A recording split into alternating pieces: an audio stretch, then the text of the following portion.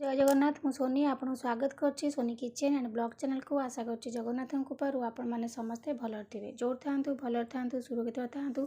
Video को fast to last जाए देखुए जब पसंद आसला और लाइक करेंगे फ्रेंड सहित शेयर करेंगे आ चैनल जब नुआ अच्छा चैनल गोटे सब्सक्राइब करने। तो आज डे न चाहूँ स्टार्ट करवा आज टिप्स अच्छी यहाँ जो देखी आपन को यहाँ आप हाथ और पादे लगे मुहर लगे पारे।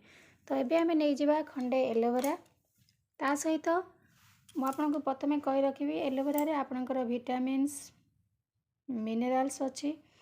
एलोवेरा आपणकर विटामिन ए सी एंड ई अच्छी जोटा कि आपणकर मैग्नीशियम अच्छी मिनरल अच्छी जिंक अच्छी।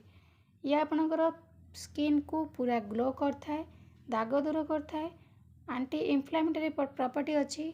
आपणकर इन्फेक्शन व्रण दाग दूर करे आखि तल कला पड़े दूरा कर पिगमेंटेशन हाई पिगमेंटेशन जेकोसी प्रोब्लेम अच्छी मुहर सब प्रकार प्रोब्लेम को दूर कर एलोवेरा। तो ये आम नहीं जावा एलोवेरा आमर खाइबा ठू आरंभ करी चुट्टी सबुठी आमर एलोवेरा दरकार पड़ता है। एलोवेरा आमर स्किन बहुत भल। तो ये आम गोटे प्रस्तुत कर देखी आपन को आपन ताकू हाथ में लगातु पादरे लगातु मुहर लगे पारे।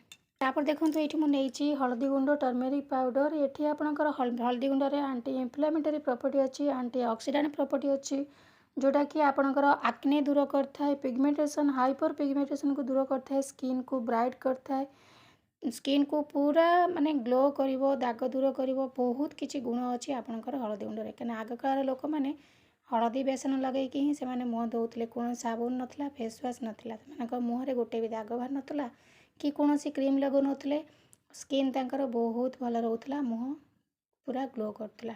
तो देखो ये मुझे नहीं जाइए हलदी गुंड। तो यही भाव में आपड़ आपको लगातु देखिए आपंकर स्किन रो ग्लो आप निजे भी विश्वास करें एत सुंदर भाव में बढ़ीज। ये देखो एलोवेरा को भल से आम काटी नवा काटिकी तार जेल टाक काढ़ी नवा ये आम बिल्कुल भी पानी दबानी। तो यही भाव में आपको आम गोलेकी लगेगा आपन देखिए आपंकर स्किन केते सुंदर भाव में ग्लो करिवो ता सहित आपंकर स्किन रो दाग दूर हम स्किन रो जेकोसी प्रोब्लेम अच्छी सब दूर हो। गोटे नेचुरल रेमेडी कौन सी साइड इफेक्ट ना आपण पाखे जदि बाड़ी में आपंकर एलोवेरा ना ताले आप मार्केट में मिलवा एलोवेरा जेल नहीं पारे। तो देखो केते सुंदर भाव में तार जेल पलि आसूँ बिल्कुल खंड खंड आसुनी। तो आपड़ यही भाव में धीरे धीरे गोटे छुरी साहाय्य करेंगे ताले तार बढ़िया से जेल पलि आसो ना पतला चामच हो काढ़ी पारे। खंड खंड जब हो जाए आप बिल्कुल ताको मुहरे हो कि हाथ में पादे लगे पारे से यही भाव में जेल काढ़े जे बढ़िया से जेलटा बाहर। तो देखो ये मु जेल काढ़ीदेली। तो हल्दी गुंड सहित आम ताको भल से मिसई नवा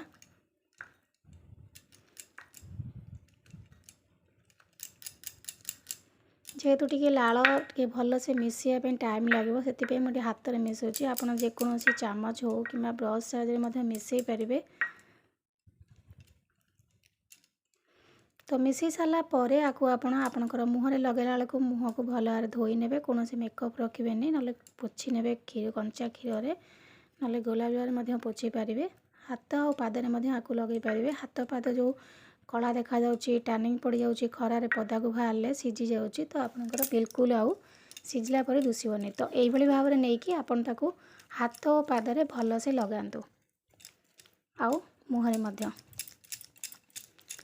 लगे सारा पर भल भाव में मसाज करने मसाज कर सारा पर किस समय छाड़देवे देखिए आप किस समय छाड़ला आपंकर फेस को धोई ने ना हाथ पाद जब लगे भल भाव धोई ने केते सुंदर भाव में माने गोरा देखा सहित बिल्कुल भी हाथ और पादे टानिंग पड़ोनी बहुत बढ़िया ग्लो कर। तो आपको सप्ताह थे दुई थर जिते टाइम मिले आपड़ करें। समस्ते साधारणतः हाथ और पादर बिल्कुल भी केयर नहीं न था जी मुहर केयर नहीं हाथ और पाद को बिल्कुल केयर नहीं भूली जाती मझे मझे केयर नवा निहाती दरकार हाथ और पादर। तो देखो भल भाव में लगे नहीं गली से एलोवेरार चोपा नहीं आउ रस तार अच्छे आम भल से घसी पार।